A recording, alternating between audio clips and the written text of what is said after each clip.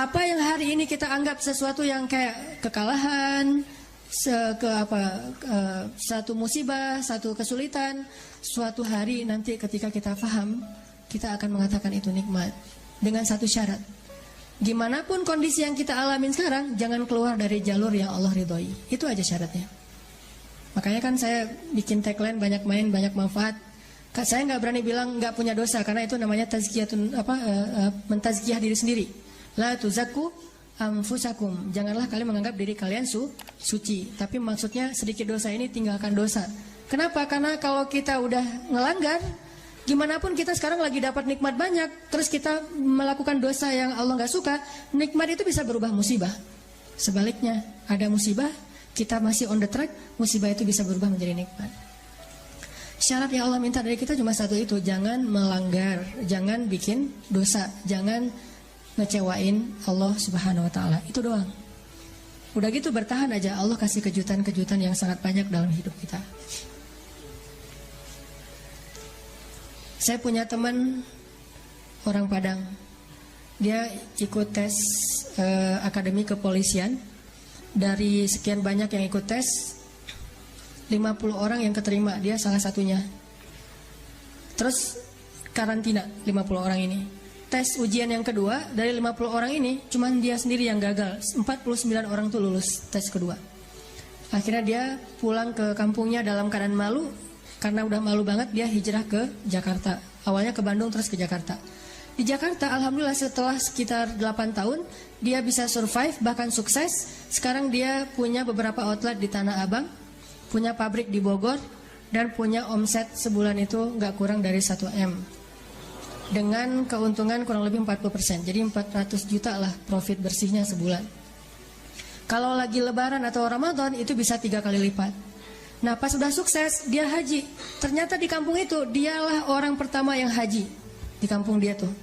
Dan di kampung itu dikenal dia sebagai anak yang paling nakal, yang kayaknya nggak ada harapan jadi orang baik. Ternyata yang pertama haji. Udah gitu dia pulang, sesekali dia pernah pulang, ketemu sama temennya yang 49 orang itu. Salah satunya udah jadi salah satu pejabat di kepolisian. Dia ngobrol-ngobrol, ditanya, mana yang 48 lagi? Dia bilang, kamu nggak tahu kabar mereka? Kabar apa? Tahun 2004 mereka ditugaskan di Brimob Aceh, di Banda Aceh. Asrama Brimob Banda Aceh itu dekat dengan laut. Terjadi musibah tsunami, satu asrama Brimob itu habis semua, dan 48 mereka itu meninggal dalam musibah tsunami. Baru dia sadar, Masya Allah, Allah punya rencana. Semuanya di dalam aturan Allah Subhanahu wa Ta'ala. Sehingga dia akhirnya mensyukuri kegagalan dia dulu di tes kepolisian. Walaupun yang lulus juga baik, yang gagal juga baik. Jadi ini bukan soal buruknya, tapi soal antara satu kebaikan dengan kebaikan yang lain. Yang lulus baik, yang ternyata nggak lulus juga, Allah simpan kebaikan dengan cara yang lain. Bahkan mungkin bagi dia sekarang, kalau disuruh pilih, dia lebih milih nggak lulus. Kalau dia sekarang udah paham. Dulu dia memilih lulus, dia stres, dia kayak putus asa gitu. Pas ketahuan cuma dia sendiri yang nggak lulus. Tapi setelah dia paham maksud Allah, pasti kalau sekarang disuruh pilih, mending dulu kamu lulus apa enggak? Enggak deh, mending kayak gini aja, pasti kayak gitu. Jadi kita butuh waktu untuk mengerti teman-teman tentang maunya Allah itu apa. Sama kayak sekarang, kita butuh waktu untuk mengerti kenapa di usia segini masih sendiri. Butuh waktu untuk mengerti. Mungkin Allah emang lagi mempersiapkan calon imam kita yang ideal banget. Nah untuk mendapatkan seseorang yang ideal itu kan butuh waktu. Kalau yang apa adanya kan, yang apa diobral gitu kan gampang. Tapi ini karena terlalu istimewa, kayak permata, mutiara, itu benar-benar dibentuk saking istimewanya, butuh waktu yang lama. Sama kayak kita beli kendaraan. Kalau yang warnanya pasaran kan langsung ready stock ya. Tapi kalau yang warnanya paling unik sendiri kan inden kan. Sampai mau beli satu kendaraan aja indennya bisa 2 bulan. Kenapa? Warna ini jarang Pak, istimewa, sehingga harus inden. Kalau yang ready stock banyak tuh warna standar aja. Begitu juga dengan jodoh. Ada jodoh ready stock, ada jodoh inden. Nah yang inden ini biasanya istimewa. Itu salah satu hikmahnya. Siapa tahu memang dia inden karena lagi mengkhatamkan Al-Quran. Dia berazam, ya Allah saya gak pengen nikah dulu sebelum khatam juz 30. Gak harus 30 juz kan? Sebelum khatam juz 30. Berapa lama? 15 tahun. Nah, mungkin dia pengen hafal 30 juz, mungkin dia pengen hafal 100 hadis, mungkin dia pengen mapan dulu supaya bisa benar-benar membahagiakan dan menafkahi keluarga besar, bukan cuma istrinya tapi juga mertua dan segala macam. Kita emang akan dikasih oleh Allah pasangan yang istimewa, makanya inden, sehingga kita bersabar, mudah-mudahan ada kebaikan. La'allahu khair wa ma indallahi khair. Mudah-mudahan di sini ada kebaikan, apa yang ada di sisi Allah lebih baik. Terus berhusnuzon. Ketemu-ketemu ternyata emang benar, wajar kalau kita inden, istimewa banget, akhlaknya itu luar biasa. Itu yang dialami oleh Khadijah. Nikah, meninggal. Nikah lagi, meninggal lagi suaminya. Kenapa meninggal? Karena Allah lagi mempersiapkan seseorang yang mungkin pas suaminya meninggal, Nabi Muhammad masih kecil. Tapi Khadijah disuruh punya keluarga dulu biar ada yang ngedampingin dia, terjauh dari fitnah. Cuman gak boleh lama-lama, harus pergi karena mau digantiin oleh orang yang lebih istimewa, yaitu Muhammad SAW. Mungkin bagi Khadijah ketika suami pertamanya meninggal itu musibah, nikah lagi. Suami kedua meninggal, lebih musibah lagi. Udah gitu sendiri sekian lama baru ketemu dengan orang yang paling istimewa. Gak ada manusia yang lebih istimewa daripada suaminya Khadijah, yaitu Rasulullah SAW. Allah punya rencana. Awalnya Khadijah menangis, yang kedua Khadijah menangis, tetapi setelah dia faham rahasia yang ketiga, mungkin dia akan mengatakan bahwa inilah yang terbaik untuk saya. Kalau saya tahu ini dari dulu, maka saya akan tahu bahwa Allah itu maha baik kepada saya. Ini artinya Allah punya rencana. Kurang baik apa suami kayak Rasulullah? Nih, mungkin kita yang berada di sebelah kanan ini lagi disiapin sama Allah untuk belajar akhlak dari Rasul, supaya nanti kalau ketemu yang di sebelah satu lagi, insya Allah kita benar-benar bisa membahagiakan dia seperti Rasul membahagiakan Khadijah atau Aisyah. By the way teman-teman, Rasulullah itu orangnya easy going loh. Ini akhlak suami ya. Ini jadi kayak pengajian pernikahan nih. Suami yang soleh itu suami yang bisa membuat istri yang lagi bete ketawa. Itu suami soleh. Kan kenyataannya sekarang suami-suami bisa bikin istri yang lagi ketawa bete kan. Lagi happy-happynya, lagi jalan bareng, tiba-tiba ilfil gara-gara dia ngerusak suasana. Ucapannya gak terjaga, sikapnya gak terjaga gitu. Kalau Rasulullah itu terbalik.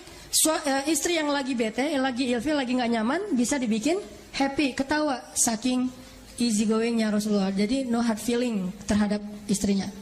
Kalau kita, Mama lupa ya dengan hadis-hadis Rasul, keluar semua dalil. Padahal Rasul pemilik dalil, tapi nggak ngeluarin dalil itu. Kita yang bukan pemilik dalil ngeluarin. Coba, kan agak-agak unik nih.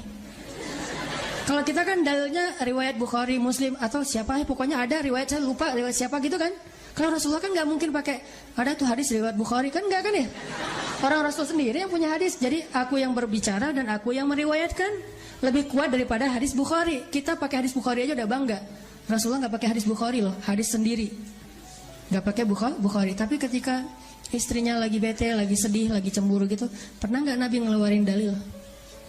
Enggak, Nabi nggak ngeluarin dalil, tapi nunjukin akhlak. Dalil itu disampaikan oleh Nabi ketika suasananya normal, lagi nyaman. Nabi mengajarkan istri yang soleh itu kayak gini. Tapi kalau lagi pada ada masalah, Nabi nggak pakai dalil, akhlak yang ditunjukin. Itulah sunnah Nabi SAW. Kita pas lagi ada masalah dikit sama teman, langsung browsing. Istri yang soleha, search, keluar hadis-hadisnya, langsung di forward, langsung di send ke pasangan kita. Mah tuh lihat tuh hadisnya sahih loh mah. Memangnya hadis istri doang, istrinya juga browsing. Suami yang penyabar, search, keluar hadisnya. Jadi lempar-lemparan dalil dan gak ada yang dapat hidayah. Harusnya terbalik. Kalau kita lagi punya masalah teman-teman dengan pasangan, carilah nasihat untuk menasihati diri kita. Jangan cari nasihat untuk menasihati orang lain. Karena kenyataannya saya sering diundang acara kayak taklim keluarga gitu. Terus kalau yang undangnya suami, dia suka request gini, Ustadz nanti boleh nggak materinya tentang istri yang soleha. Kan berarti dia nggak ngundang saya untuk mendengar nasihat kan. Tapi dia ngundang saya untuk memperdengarkan nasihat, bukan untuk mendengar nasihat. Istrinya juga gitu, Ustadz ini materi bagus banget, tapi sayang suami saya nggak datang. Nah kan, artinya dia pengen mendapatkan nasihat buat orang lain. Padahal harusnya, alhamdulillah saya dengar ini, gak apa-apa suami saya nggak dengar. Yang penting saya memperbaiki diri saya dulu. Insya Allah nanti Allah akan memperbaiki pasangan. Nah Rasulullah tuh nggak pernah gitu. Ada Aisyah cemburu keluar dalil, Aisyah cemburu keluar dalil, enggak. Rasulullah justru mencontohkan teladan easy going. Sering dengarkan cerita Aisyah ngambek, udah kalau kayak gini terus saya laporin nih ke ayah saya. Dia mau ngelaporin Rasul ke ayahnya Abu Bakar. dia lupa ayahnya itu murid Rasul. Jadi kayak mau melaporkan gurunya, melaporkan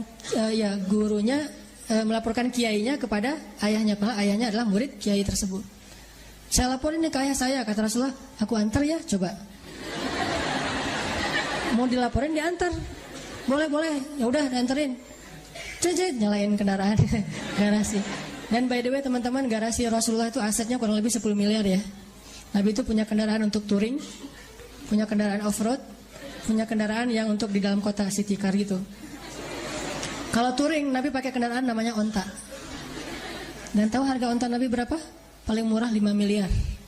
Jadi satu onta Qaswa Nabi itu bisa beli 3 Alphard. Namanya sih onta, tapi lebih mahal daripada Alphard. Terus kendaraan off-roadnya Nabi, kuda perang Nabi. Kudanya Pak Prabowo aja harganya 3 miliar ya. Apalagi kuda perang Nabi, lebih dari 3 miliar. Nah, city car Nabi namanya keledai. Itu untuk jalan dekat-dekat aja ke warung misalnya itu sih. Oke, keledai. Dan tiga-tiganya terparkir tuh di garasi Nabi. Jadi Nabi itu bukan orang miskin, tapi orang yang sederhana. Tidak menggunakan fasilitas hidup kecuali karena memang butuh yang bagus sekaligus ya sekalian, ya udah pakai yang bagus sekalian, jangan tanggung. Jalan naik keledai berdua sama Aisyah, ibarat bahasa kita mah naik motor berdua sama istri, cari yang banyak polisi tidurnya. Kalau udah nikah nggak masalah ya. Oh di sana banyak polisi tidur, bagus nih, jalan sama istrinya. Tapi sampai di rumah Abu Bakar kaget dan ngerasa nggak enak gitu. Kok Nabi yang datang, harusnya Abu Bakar yang dipanggil datang sendiri. Ya Rasulullah, kalau butuh apa-apa panggil aja biar saya yang datang, jangan Rasul ke rumah saya. Abu Bakar nggak ngomongin Aisyah sama sekali. Nabi yang diladeni sama Abu Bakar. Duduk Abu Bakar, Rasulullah, Abu Bakar, Aisyah. Ada apa ya Rasulullah? Terus Rasulullah melihat ke arah Aisyah, bilang, Aisyah boleh nggak saya ngomong duluan? Coba, seorang Rasul, kekasih Allah, pemimpin semua manusia, malah minta izin ke istrinya pengen ngomong. Aisyah boleh nggak saya ngomong duluan? Kata Aisyah, boleh, tapi jangan ngomong kecuali yang benar ya. Coba ngomong kayak gitu Aisyah, jangan bicara kecuali yang benar. Emang kapan Nabi berdusta? Wa ma yantiqu anil hawa in huwa illa wahyun yuha. Nabi itu nggak pernah bohong, semuanya wahyu dari Allah Subhanahu Wa Taala. Mendengar komen dari Aisyah kayak gini, Abu Bakar marah, unlike langsung. Wah nih Aisyah nih postingannya nggak benar nih, Aisyah hapus, jangan posting kayak gitu, atau ganti aja captionnya, jangan gitu-gitu amat gitu. Di unlike sama Abu Bakar, hampir unfollow, kan bahaya kalau di unfollow kayaknya. Kata Abu Bakar, ya Aisyah, wahyak gitu, kenapa kamu mengatakan hal demikian kepada Rasulullah? Allah aja percaya kepada Aisyah, siapa kamu nggak percaya kepada Rasul? Siapa kamu nggak percaya kepada Rasulullah? Didorong sama Abu Bakar, dorong gini. Langsung dibelain sama Rasulullah. Ya Abu Bakar, jangan sakiti istri saya. Kami nggak datang ke sini supaya kamu menyakiti istri saya. Marah-marah Rasulullah ke Abu Bakar. Terus Abu Bakar, ya Rasulullah maaf. Dibelain. Abu Bakar minta maaf, dibelain sama Rasulullah. Rasulullah lihat ke belakang. Aisyah, tuh lihat tuh aku belain kamu kan? Mana dalil? Nggak ada dalil yang keluar sama sekali. Akhlak yang keluar, yang di display itu akhlak dulu. Nanti kalau udah tertarik dengan akhlak, dia masuk ke dalam outlet itu, baru ngomongin dalil. Aisyah tuh, aku belain kamu kan? Ya.